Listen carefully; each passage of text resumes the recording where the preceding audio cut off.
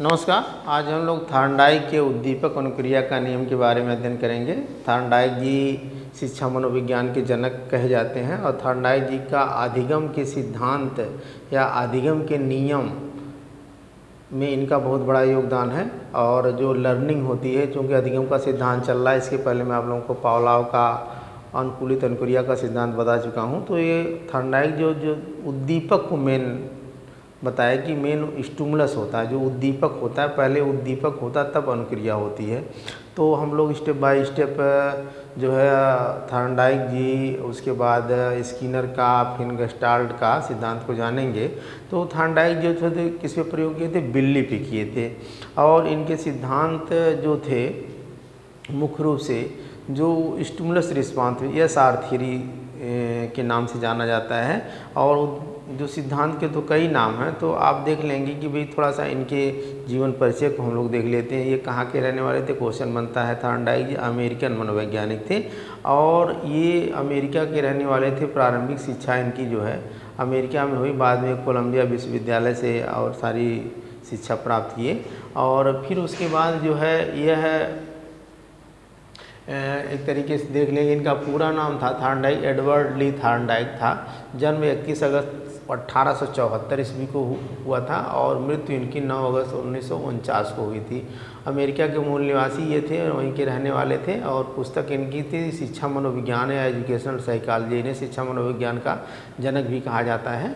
तो ये देखेंगे इनके पशुओं के व्यवहार पे अध्ययन करने वाले ये मनोवैज्ञानिक थे, जो पशु के व्यवहार पे अध्ययन किए। और पशु के मनोविज्ञान व्यवहार का मतलब कि बिल्ली के व्यवहार पे अध्ययन किए। और ये अधिगम को बताया कि अधिगम कैसे होता है, कोई चीज़ कैसे सीखता है। तो इन्होंने बताया कि कोई स्टिमुलस होता है, कोई उद्दीपक होता है, उद्दीपक को देख करके तब अनुक्रिया होती है और उसी उद्दीपक और अनुक्रिया के बीच में एक संबंध स्थापित हो जाता है। और वह संबंध, इसीलिए इस सिद्धांत को संबंधवाद का सिद्धांत, प्रयास एवं त्रुटि का सिद्धांत, बार बार प्रयास करता है उसको अनुक्रिया करने के लिए और उद्दीपक को देख करके और बार बार प्रयास करने के लिए उसको आवृत्ति का सिद्धांत भी कहा गया। और चयन का सिद्धांत, वो कौन सा सोचता है कि कौन सा तरीका अपनाऊं को तुरंत उस चीज़ को पा जाऊं। बार बार उछल कूद मचाती है वो बिल्ली। तो कोई भी व्यक्ति हो, बालक हो, तो उस पर ये पूरा बताए और प्रयोग बिल्ली पे तो किए ही। तो इनका जो इन सिद्धांत के अन्य नाम क्या होंगे? उद्दीपक अनुक्रिया का सिद्धांत, आवृत्ति का सिद्धांत। आवृत्ति का सिद्धांत का मतलब कि बार बार किसी क्रिया को करना। अधिगम का सिद्धांत, अधिगम बंध का सिद्धांत, अधिगम बंध का सिद्धांत इसे कहा गया। संबंधवाद का सिद्धांत, सीखने का संबंध का सिद्धांत, संयोजन का सिद्धांत, सुख एवं दुख का सिद्धांत, ESR theory, stimulus response theory जिसे कहेंगे, उद्दीपक अनुक्रिया ही इसे कहेंगे सिद्धांत, प्रयत्न एवं भूल का सिद्धांत, चयन का सिद्धांत। अब एक छोटी सी कहानी है, जैसे उस कहानी के माध्यम से देख लेंगे। मान लीजिए कोई टीचर हैं, उनके यहाँ 2 बच्चे आए, एक का नाम था मनोज था, एक का नाम अनु था। मनोज और अनु दोनों आए और कहे कि सर मैं कोई चीज़ याद करने का प्रयास करता हूँ तो वो चीज़ याद नहीं होती है। तो उन्होंने कहा कि टीचर ने कहा कि ऐसा है कि तुम उस चीज़ को याद करने का प्रयास कर लो, तो कोई ऐसा तरीका, कोई चयन कर लो। तो उस चयनवाद का सिद्धांत भी हो गया, कोई ऐसा तरीका ढूंढ लो जो उस चीज़ को जो याद कर रहे हो उसका जो है एक तरीके से अपने जीवन से संबंध स्थापित हो जाए कि हम उसको कर रहे हैं। अगर थियरी पढ़ रहे हैं तो प्रैक्टिकल में भी उसका कुछ ना कुछ जो है संबंध हो। तो उस तरीके से वो उसका संबंध स्थापित हो गया और वह बार बार प्रयास किए दोनों, मनोज और अनु, एक लड़का एक लड़की। तो उसके बाद उसमें संबंधवाद का सिद्धांत हो गया और चयन किए तो चयन का सिद्धांत हो गया। बार बार प्रयास करने से आवृत्ति का सिद्धांत हो गया। फिर उसके बाद उस संबंध जब स्थापित कर लिए उससे, जैसे मान लीजिए कोई पर्यावरण की चीज़ें हम पढ़ रहे हैं, इकोसिस्टम पढ़ रहे हैं, तालाब का परितंत्र पढ़ रहे हैं, तो उसमें क्या है कि तालाब का परितंत्र में जैसे कि अब उत्पादक है, उपभोक्ता है, अपघटन करता है। तो उत्पादक जो है स्वपोषी होते हैं, अपना भोजन स्वयं बनाते हैं, उसको प्राथमिक उपभोक्ता होते हैं, उसका द्वितीयक उपभोक्ता और तृतीयक उपभोक्ता होते हैं। प्राथमिक उपभोक्ता जो है उत्पादक को खाते हैं, फिर प्राथमिक उपभोक्ता को द्वितीयक उपभोक्ता खाते हैं, द्वितीयक उपभोक्ता को जो है तृतीयक खाते हैं, फिर उसके बाद अपघटन होता है, फिर जो है फिर वो जाकर सड़ करके एक तरीके से मान लीजिए तालाब में देख लेंगे कि छोटे छोटे जो पेड़ पौधे होते हैं, छोटे छोटे जो होते हैं, जो स्वपोषी होते हैं, अपना भोजन स्वयं बनाते हैं, उनके छोटे छोटे कीड़े मकोड़े खाएंगे या छोटी मछलियां खाएंगे जो प्राथमिक उपभोक्ता होंगी, और उन मछलियों को उससे बड़ी मछलियां खाएं द्वितीय उपभोक्ता होंगे, उन मछलियों को उससे बड़ी मछलियां तृतीय उपभोक्ता, या उसके बाद आदमी मार करके खा लेता है जाल वगैरह डाल करके, या सर्प खा लेता है। इस तरीके से जो है एक या तो खाद्य श्रृंखला हो जाती है या खाद्य जाल हो जाता है, तो उस तरीके से फिर वो उसकी भी डेथ हो जाए, कोई उसको खाया गया उसकी भी डेथ होगी, तो वो फिर अपघटन करता है, नहीं वो सड़ करके नष्ट हो करके फिर वो पेड़ पौधों का भोजन खाद के रूप में बन करके बन जाते हैं। तो उसको उन्होंने बताया कि वो एक तरीके से उसको अपने जीवन से संबंध, यानी उसका प्रैक्टिकल भी करो, कोई काम कर रहे हो तो पढ़ रहे हो, याद कर रहे हो, अगर इकोसिस्टम के बारे जो मैं उदाहरण बता रहा हूँ तो उसको अपने दैनिक जीवन से जोड़ लो, चाहे वो साइंस का चैप्टर हो, चाहे मैथ का हो, चाहे ज्योग्राफी का हो, चाहे इकोनॉमिक्स, उस किसी का भी हो, तो उसको थोड़ा सा अपने दैनिक जीवन से जोड़ लो। जैसे बच्चा है स्कूल में गिनती याद कर रहा है, तो उसको आकर के घर पे वो सिक्कों को गिने, किसी कंचे वगैरह जो होते हैं यानी गोली वगैरह होते हैं उसको भी काउंट करे वो, फिर उसके बाद कुछ कलम वगैरह है उसको भी गिनती करे कि हाँ ये 4 हैं, ये 10 हैं, ये 20 हैं, या कुछ भी इस तरीके का। तो उसका संबंध उन्होंने कहा कि उसको अपने जीवन से संबंधवाद का सिद्धांत हो गया, और जब संबंध स्थापित हो जाएगा तो वो चीज़ उसको याद हो जाएगी, तो वहाँ उसको सुख की अनुभूति होगी, तो सुख और दुख का सिद्धांत भी इस प्रकार से हो गया। और फिर उसके बाद जो है बार बार प्रयास करने के लिए मतलब प्रयत्न और भूल का सिद्धांत, और जब बार बार कर रहा है तो उसे उसमें उसको जो कहेंगे कि जो है बार बार प्रयास करने से प्रयास एवं त्रुटि का भी सिद्धांत उसको कहेंगे। संतोष और असंतोष का भी सिद्धांत कहा जाता है। अभी जैसे कि आप देखेंगे उसमें इनके जो नियम थे, थार्नडाइक जी ने अधिगम के कुछ नियम दिए थे, उस नियम में जैसे मुख्य नियम है जो प्राथमिक नियम कहे जाते हैं, जिसमें तत्परता का नियम है आपका, फिर उसके बाद जो है अभ्यास का नियम है, फिर प्रभाव का नियम है। तो तत्परता का नियम उन्होंने बताया कि कोई बालक है या व्यक्ति है जिस कार्य को करने के लिए तत्पर होता है, इच्छुक होता है, इंटरेस्टेड होता है, जल्दी कर लेता है, जल्दी सीख लेता है। जब तत्पर इच्छुक नहीं होगा तो जल्दी सीख नहीं पाएगा। क्लास में है कोई बच्चा खेलने के लिए, अगर उसका मन नहीं कर रहा तो वो नहीं खेलेगा, अगर ये खेलने के लिए इच्छा कर रही है, तत्पर है तो खेल लेगा। तो दूसरा अभ्यास का नियम उन्होंने कहा कि जब किसी कार्य को करने के लिए कोई बालक या व्यक्ति हो, बच्चा हो, जब उसको करने के लिए वो प्रयास बार बार करता है तो वो जल्दी सीख लेता है, नहीं प्रयास करेगा नहीं सीख पाएगा। तो उन्होंने बताया कि जैसे उसमें उपयोग और अनुपयोग के 2 नियम हो गए जो है अभ्यास के नियम में। उपयोग का नियम कि बार बार उपयोग में करेगा तो जल्दी सीख लेगा। जैसे मान लीजिए कि साइकिल चलाना हो गया, बच्चा बार बार साइकिल चला रहा है तो उसको सीख लेगा। अनुपयोग का नियम कि मान लीजिए हारमोनियम बजाना बच्चा सीख लिया, फिर उसके बाद छोड़ दिया 2 महीने 6 महीने, फिर उसके बाद भूल जाएगा। तो जो बार बार उपयोग का नियम होता है, जैसे मैथ के सवाल लगाना, हारमोनियम बजाना, साइकिल चलाना या टाइप करना, तो ये जो है उपयोग और अनुपयोग के नियम में। फिर उसके बाद प्रभाव का नियम एक आता है। प्रभाव का नियम उन्होंने बताया कि जिस कार्य को करने के लिए व्यक्ति या बालक को संतोष और सुख और अच्छी की अनुभूति होगी, उस कार्य को वो जल्दी कर लेगा, और जिसमें उसको अच्छा नहीं लगेगा, सुख नहीं मिलेगा, संतोष नहीं मिलेगा, उसको वो जल्दी नहीं कर पाएगा। तो इस तरीके से ये प्रभाव का नियम भी था, जिसमें उन्होंने कहा कि भाई इसी संतोष और असंतोष का नियम भी क्या, प्रयास एवं त्रुटि का नियम भी, मतलब एक तरीके से सुख और दुख का नियम भी कहा गया। तो यहाँ पे ये हो गया। फिर दूसरा है उसमें गौड़ नियम। गौड़ नियम में है जैसे बहुवचन क्रिया का नियम है, आपका मनोवृत्ति का नियम है, या मनोस्थिति का नियम है, या आंशिक क्रिया का नियम है, समानता का नियम है, साहचर्य का नियम है।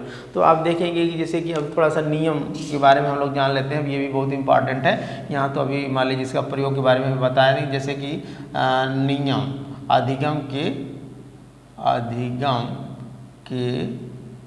नियम किसने दिया था? थार्नडाइक ने दिया था। किसने दिया था? थार्नडाइक ने दिया था। तो पहला है प्राथमिक या मुख्य नियम। कौन कौन से हो जाएंगे? पहला है तत्परता, तत्परता।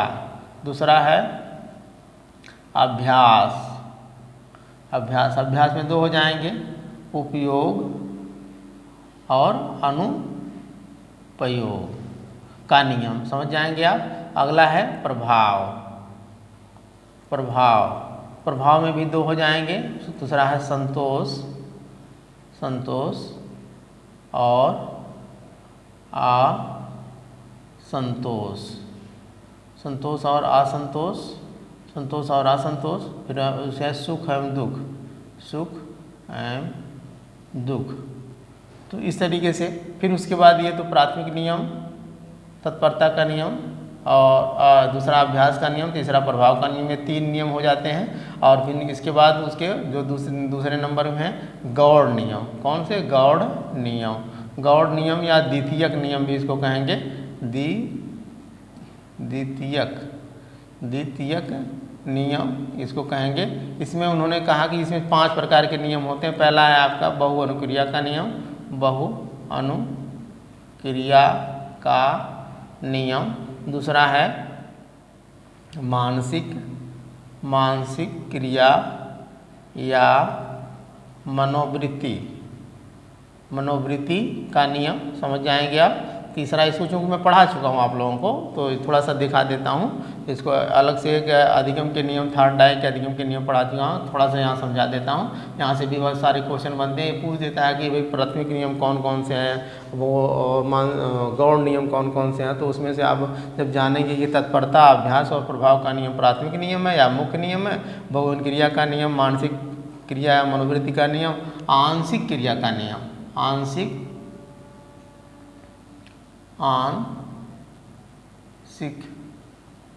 क्रिया का नियम है। चौथा है समानता का नियम है। पांचवा है साहचर्य का नियम है। तो इसे मैं बता चुका हूँ, तो लेकिन थोड़ा सा एक बार रिपीट हो जाता है। अब जैसे ये 3 नियम तो मैं आपको बता ही दिया हूँ। बहु क्रिया का नियम, किसी कार्य को करने के लिए थॉर्नडाइक जी बताते हैं कि व्यक्ति हो या बच्चा हो या बालक हो, वो बार बार कई तरीके से सोचता है, कई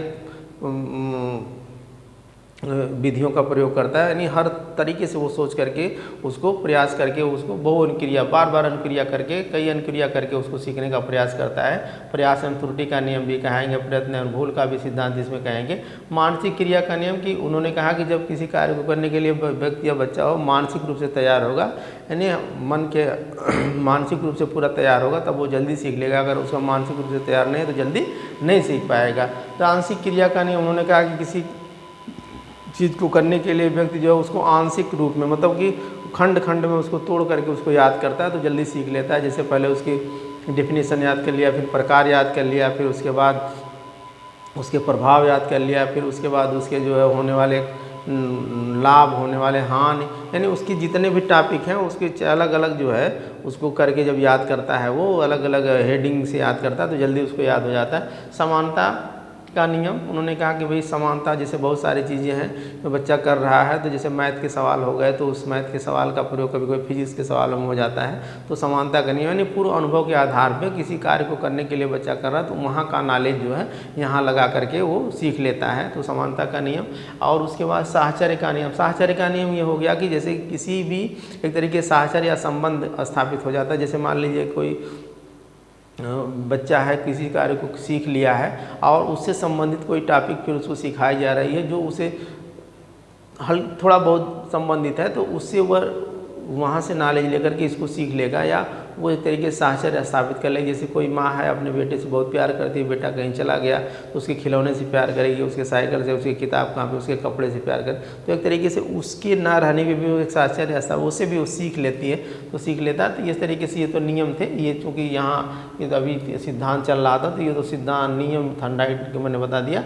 अब इसमें नियम में जो इसके सिद्धांत के अन्य नाम आप देखेंगे, और प्रयोग चूँकि किस पे किया था, थॉर्नडाइक जी किस पे किए थे प्रयोग, किस पे किए थे थॉर्नडाइक जी प्रयोग, किस पे किए थे, भूखी बिल्ली पे किए थे, किस पे किए थे, भूखी बिल्ली पे किए थे, भूखी बिल्ली पे प्रयोग किए थे। तो बिल्ली को क्या किए थे, वो पिंजरे में बंद कर दिए थे। कहाँ बंद कर दिए थे, पिंजरे में। जैसे सपोज कर लीजिए यहाँ एक पिंजरा है और पिंजरे को पिंजरे में बिल्ली को क्या किए, जैसे ये पिंजरा मान लीजिए एक पिंजरा है, ये ऐसे ऐसे ऐसे ऐसे ऐसे ऐसे मान लीजिए, ऐसे ऐसे ऐसे ऐसे ऐसे ऐसे ये मान लीजिए पिंजरा है, ठीक है।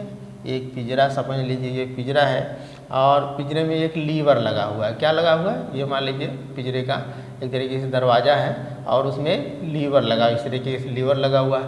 यहाँ जो है बिल्ली है, क्या है, बिल्ली है और बिल्ली समझ लीजिए, ये आपकी बिल्ली है ना, ये बिल्ली है, बिल्ली मान लीजिए ये बिल्ली है और ये बिल्ली है। तो यहाँ मांस का टुकड़ा रखा हुआ है, इस तरीके से मांस का टुकड़ा रखा हुआ। कभी कभी कुछ लोग कहते हैं मछली भी रखी थी, मछली भी रखी, कुछ लोग मछली को भी बताते हैं और कुछ लोग कहते हैं मांस का टुकड़ा रखा हुआ। तो मान लीजिए कुछ भी हो सकता है, जो भी मांस का टुकड़ा है, मछली। ये बिल्ली है, बिल्ली क्या करती है कि इसको, चूँकि उद्दीपक है, ये क्या है, मांस का टुकड़ा या मछली क्या है, ये उद्दीपक है। क्या है, उद्दीपक है। तो उन्होंने कहा कि पहले सीखने के लिए, थॉर्नडाइक जी कहे सीखने के लिए पहले क्या होता है कि कोई चीज़ जो सीखने के लिए पहले उद्दीपक होता है, एक तरीके से स्टिमुलस होता है। तो इसको देख करके, चूँकि भूखी बिल्ली है, पाने का प्रयास करेगी, इसमें उछल कूद मचाएगी, खोलने का प्रयास करेगी, कूदते कूदते संजोग से आकर के ये जो लीवर है, ये लीवर है जो, ये लीवर जब दब जाएगा तो ये दरवाज़ा अपने आप ऑटोमेटिक इधर खुल जाएगा। खुल जाएगा तो बिल्ली निकल करके आकर के मांस के टुकड़े को या मछली है इसको पा जाएगी, खा लेगी। फिर उसके बाद थॉर्नडाइक जिसको पकड़ के फिर इसमें बंद कर देते हैं ना, पूरा खा नहीं पाती है। फिर उसके बाद क्या करती है कि फिर उछल कूद मचाती है पाने के लिए, फिर उसके बाद आकर के दब जाता है और फिर आगे पा लेती है। ये प्रक्रिया बार बार करती है, इसीलिए उसको आवृत्ति का नियम कहा गया। क्या कहा गया, आवृत्ति का नियम।